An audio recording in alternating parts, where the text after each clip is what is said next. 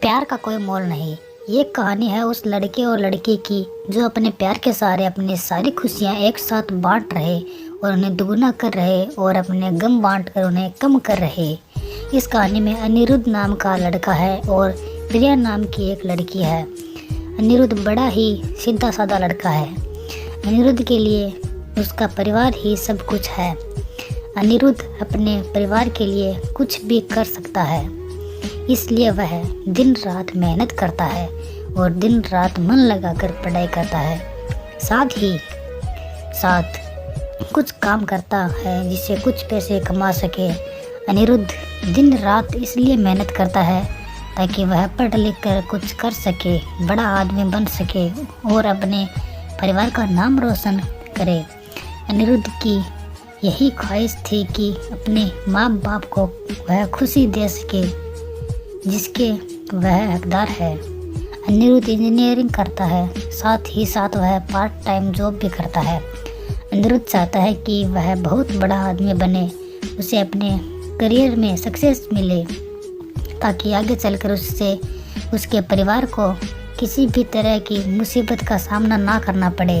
अनिरुद्ध रोज की तरह अपने ऑफिस जा रहा रहता है। वह आज उसके ऑफिस में एक प्रिया नाम की लड़की ने न्यू ज्वाइनिंग की होती है। प्रिया को देखते ही अनिरुद्ध को उससे प्यार हो जाता है। पहली नज़र वाला प्यार। प्रिया भी अनिरुद्ध की तरह ही सीधी सादी लड़की होती है जिसके लिए उसका परिवार और उसका फ्यूचर ही सब कुछ है। वह अपने माँ बाप का हाथ बटाने के लिए पढ़ाई के साथ साथ पार्ट टाइम जॉब भी करती है। प्रिया लेकिन अनिरुद्ध से थोड़ी सी अलग है। अनिरुद्ध अपने माँ बाप के कहने पर चलता है, जैसा वह कहते हैं वह वैसे ही करता है। लेकिन प्रिया अपने सपनों को जीना चाहती है, वह अपने सपने पूरे करना चाहती है। उसका जो दिल चाहता है वह वही करती है। उसने कभी दुनिया की फिक्र नहीं की, लेकिन उसके परिवार की पुरानी सोच उसके सपनों के आड़े आ गई। इसलिए प्रिया अपने सपने अब तक की जी नहीं पा रही थी, पर उसके मन में अभी आशा जगी हुई थी। उसका भगवान में भी काफ़ी विश्वास था। उसे यकीन था कि एक न एक दिन उसके सपने ज़रूर पूरे होंगे। जब अनिरुद्ध और प्रिया की पहली मुलाकात हुई, अनिरुद्ध उसे अपना दिल दे बैठा। उस दिन से दोनों में दोस्ती हो गई। प्रिया को अनिरुद्ध का स्वभाव अच्छा लगने लगा।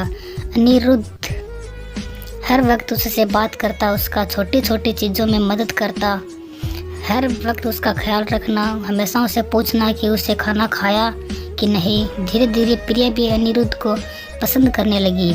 फिर एक दिन अनिरुद्ध ने प्रिया से अपने प्यार का इजहार किया और प्रिया ने भी हाँ कह दी, क्योंकि प्रिया को भी प्यार चाहिए था।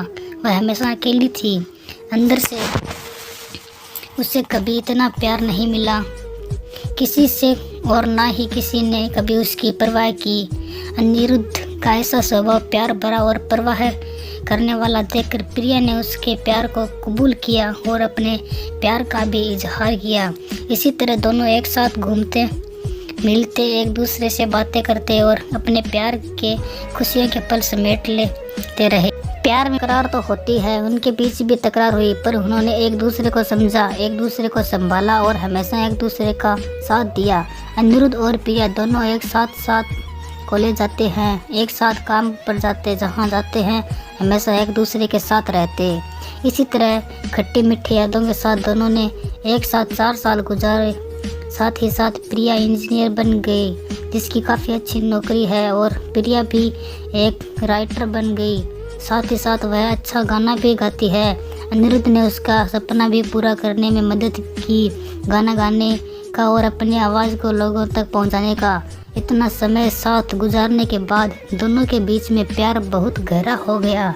दोनों एक दूसरे के बिना अब जी नहीं सकते थे। दोनों एक दूसरे के दिल की धड़कन बन चुके थे। दोनों ने सोचा कि वह अब अपने अपने परिवार वालों को उनके रिश्ते के बारे में बताएंगे। जब दोनों ने यह बात अपने घर में बताई, तब दोनों के ही परिवार वालों ने इस रिश्ते से इनकार कर दिया। इनके दोनों एक कास्ट के नहीं थे, दोनों अलग अलग कास्ट के थे। उनके परिवार वालों को यह मंजूर नहीं था कि उनके बच्चे उनके खिलाफ जाकर, बिरादरी के खिलाफ जाकर, अपनी कास्ट के खिलाफ जाकर किसी और से शादी करें। उन दोनों के परिवार वालों ने उनका मिलना, फ़ोन पे बात करना सब बंद करा दिया। दोनों एक दूसरे के बिना रह नहीं पा रहे थे। दोनों एक दूसरे की याद में तड़प रहे थे। दोनों एक दूसरे को मिलने के लिए बेचैन थे। अनिरुद्ध, जो अपने परिवार की इतनी इज्जत करता है, उनके लिए कुछ भी कर सकता है, उन्हें कभी दुखी नहीं देख सकता। अपने परिवार की खातिर उसने प्रिया को भूलने का फैसला कर लिया। प्रिया को अपने प्यार और भगवान पे पूरा भरोसा था।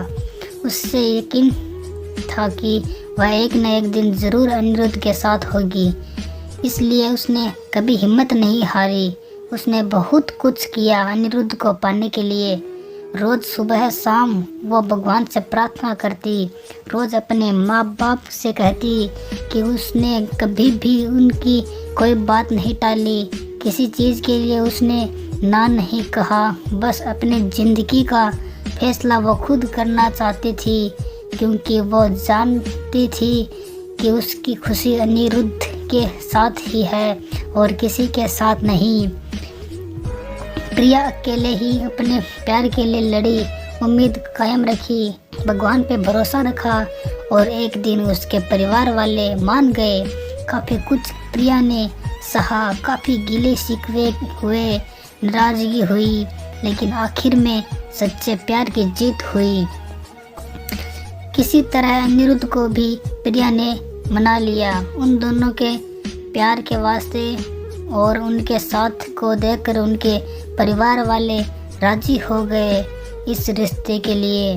दोनों अलग कास्ट के होने के वजह से दोनों के परिवारों को समाज का डर था कि लोग क्या कहेंगे, लेकिन अनिरुद्ध और प्रिया को किसी भी चीज़ का परवाह नहीं थी। दोनों ये बात अब समझ चुके थे कि उनके प्यार के सामने कोई चीज़ बड़ी नहीं। वे अपने प्यार के सहारे कोई भी लड़ाई लड़ सकते हैं और जीत सकते हैं। आज के ज़माने में कुछ लोग ऐसे भी हैं जो अब भी जात पात, ऊंच नीच को मानते हैं, पर इस कहानी से हमें यही सीखने मिलता है कि प्यार की कोई जात नहीं होती, प्यार का कोई धर्म नहीं होता। प्यार तो प्यार होता है जिसके सहारे ज़िंदगी खुशी से जी सकते हैं। दोस्तों, यदि आप हमारे चैनल पर नए हैं तो हमारे चैनल को सब्सक्राइब कर लेवें और बेल आइकन को प्रेस कर लेवें। और हाँ, यदि आपने भी किसी से सच्चा प्यार किया है तो वीडियो को लाइक और शेयर करना ना भूलें।